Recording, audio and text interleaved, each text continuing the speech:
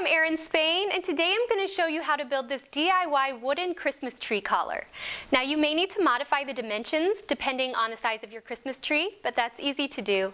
I picked up all the supplies for this project at Home Depot, and you can find the instructions for this project as well as many others at homedepot.com. All right, let's get started. For this project, you'll need two 1x10 boards at 6 feet long each, a miter saw, 4 small door hinges, 1 continuous hinge, a pull saw or a saw with a metal cutting blade, 1 small hook and eye, a drill and driver, stain or paint, staining pads or a paintbrush, a sander, and a sheet of sandpaper or a sanding block. First, since we're making a hexagon-shaped tree collar, I set my miter saw to 30 degrees. Then I cut my 1x10 boards into 6 pieces at 16 inches long, short end to short end, with the ends beveled at 30 degrees, not parallel. I used my sliding miter saw for this, and you can adjust these measurements depending on the size of your Christmas tree. And if you have a small tree, you could use a different dimension of lumber instead of 1x10 boards. 1x6 or 1x4 boards would work too. After I cut my wood, I gave it a good sanding with my orbital sander.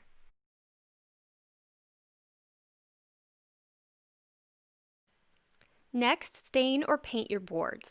I sat them upright and positioned them the way they'll be when they're attached, but I found it worked best to stain them before attaching them. However, you could do it either way.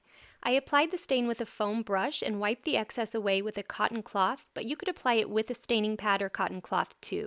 Before I stained mine, I actually experimented with attaching them using pocket hole screws, but I found the hinges just worked better as the entire piece needs to be flexible enough to be positioned around the base of the tree, and also it seemed a bit flimsy due to the angles, so just ignore the pocket holes you see. I stained my boards with varathane stain in the color Provincial and sealed it with a satin wipe-on poly.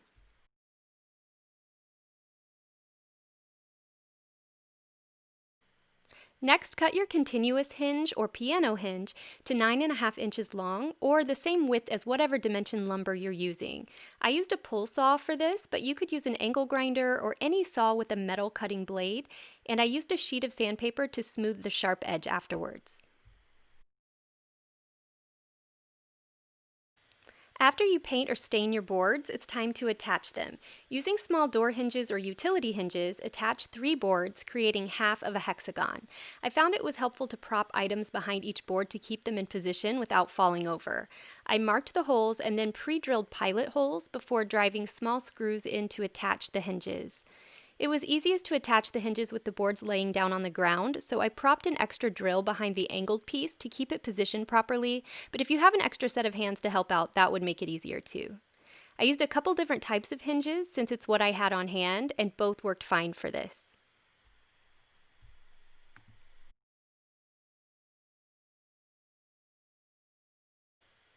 Repeat this process so you have 2 separate hexagon halves, each made up of 3 boards.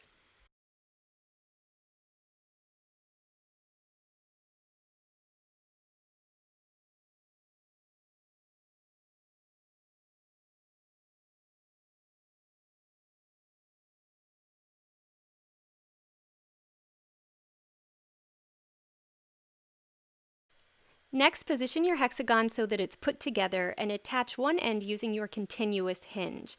Again, I just marked the holes and pre-drilled pilot holes and then attached it using small screws.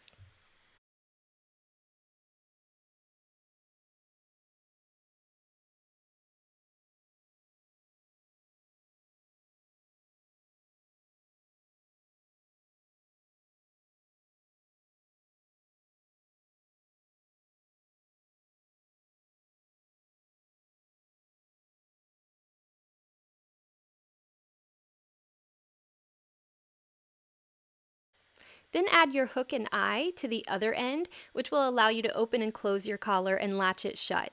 You could definitely get creative with this and paint or stencil a design on your tree collar or use any color scheme or design you choose.